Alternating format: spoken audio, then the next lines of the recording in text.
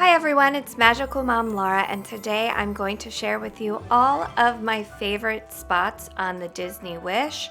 These are places where we just love the vibe, loved hanging out in these areas, and if you sail on the Disney Wish, you want to make sure not to miss these areas. Number 1, the Grand Hall or the Lobby Atrium. I have to be honest, I was not sure I was gonna like this. I love the nautical and it looked a little gaudy watching videos and pictures of it, but I found it very warm, very inviting. The lighting in there is absolutely incredible, and we were there on a New Year's Eve cruise. So it had the beautiful Christmas decorations, which really gave it a very warm glow in there, and it matched the chandelier. And oh my gosh, we have to talk about the chandelier. It is Cinderella's dress upside down. They do a special show for Pirate Night and a special show at night.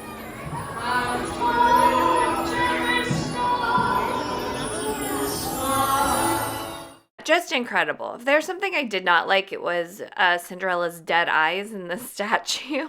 But otherwise, all of the white and the gold was stunning in there. And I think it really is more beautiful in person. One of the things that I loved so much was that they had these stage shows. If you've been on the other ships, they kind of squeeze in some people in front of the restaurant that's there in the main lobby and make a stage out of it. So to have this dedicated space for shows and for characters was amazing. And we were there on the first and second night. We picked her up from Kids Club, and there was this amazing band. My daughter thought she was part of the show.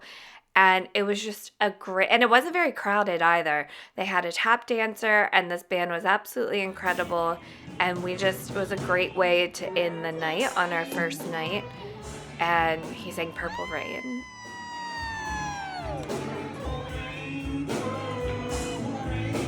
I will put it in at the end, but she sang the Ursula song. The characters come out on the balcony, and yes, it's just such a wonderful hub of entertainment, and I felt like the design of this, they did such an amazing job.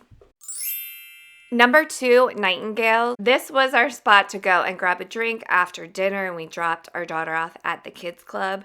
On the Dream, it was the Meridian Bar. They didn't have anything like that on the ship. So we really loved Nightingale's. It's a beautiful space. It is right off of the lobby, and it blends elegantly the design with the lobby. They have a piano player in there at night. I asked the bartender what he recommended. He said Lucifer's Punch. It was so delicious. It's a little pricey at $17. If you like to have a cocktail, make sure to check out Nightingale's. Number 3, the slide to the Kids Club. I think this was my daughter's favorite thing about the Wish. She was so excited to go down that slide. She was a little nervous the first time that it would be too fast, but after that, she wanted to do it over and over, of course. So such a great design. I think Disney should put all of their old ships in dry dock and add a slide down to the Kids Club on all of the kids clubs.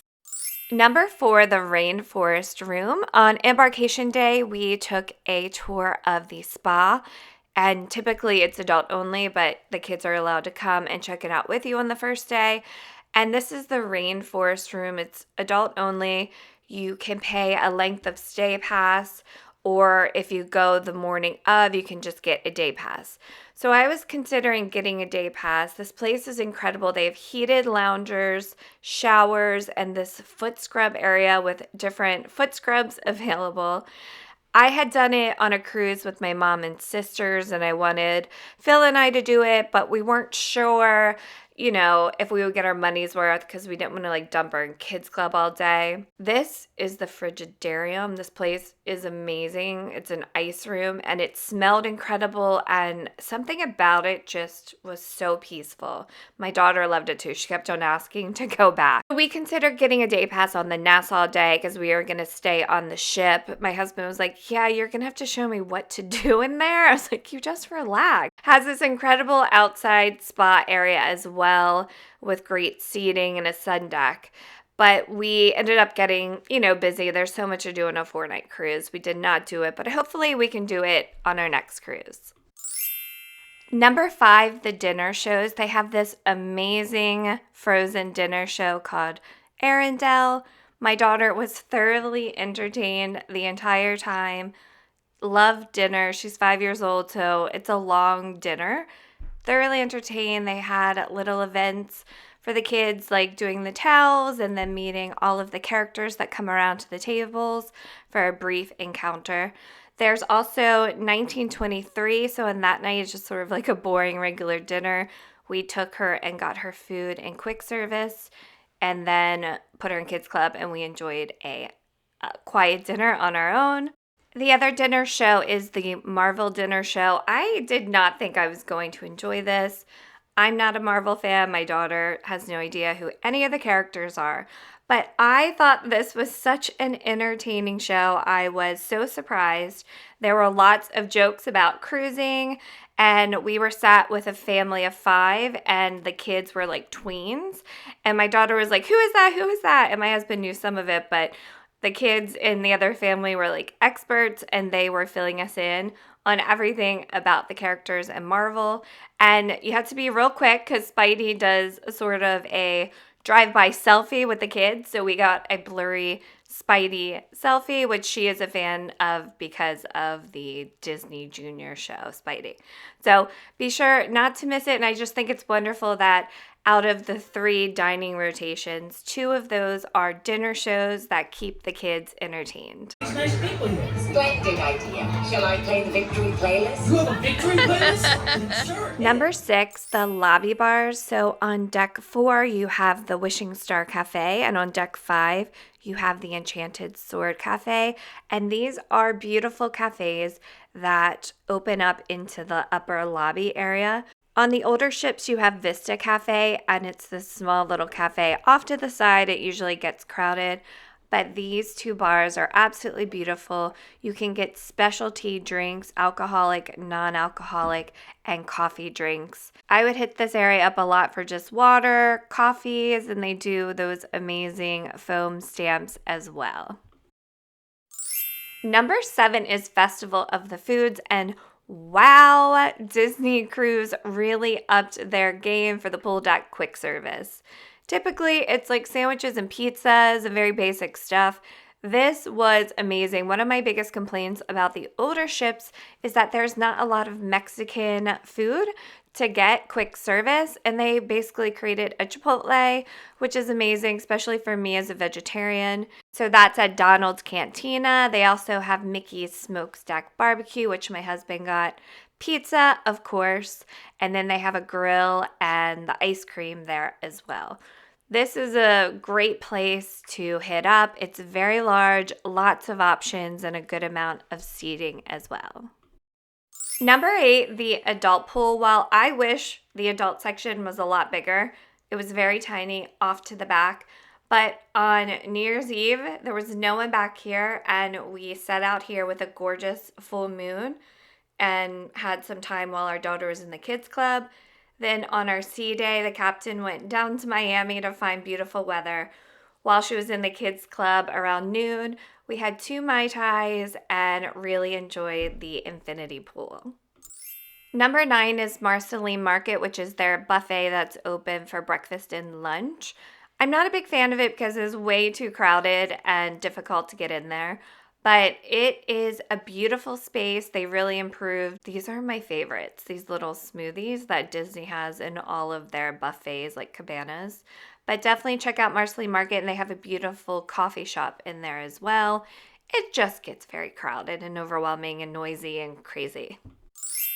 Number 10 is the Bibbidi Bobbidi Boutique. It is a beautiful space. They really make it magical in there. We did not do the princess makeover. We did that last summer at the Magic Kingdom. This time we decided to do the pirate makeover. Arg! The pirates take over the Bibbidi Bobbidi Boutique, and she gets to pick out a pirate outfit and does a magical transformation. We had a really good time. I think next time we're going on the Disney Magic, she wants to do the Bibbidi Bobbidi Boutique on the Disney cruise as a princess.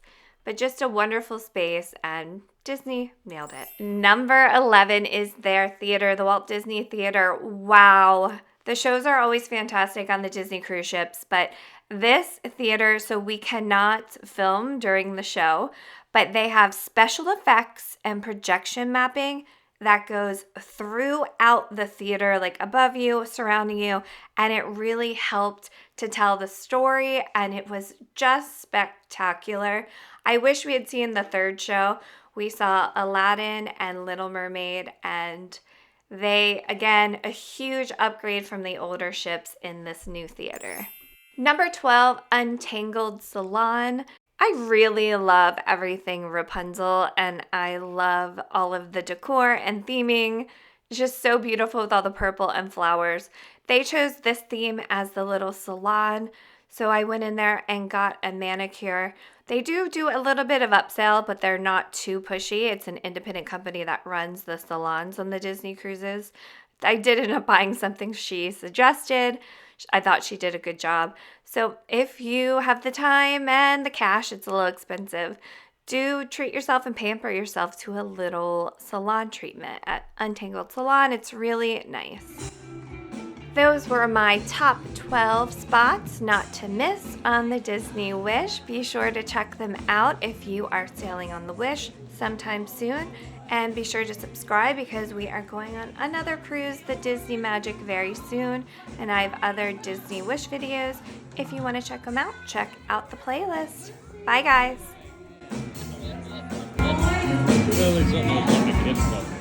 Yeah.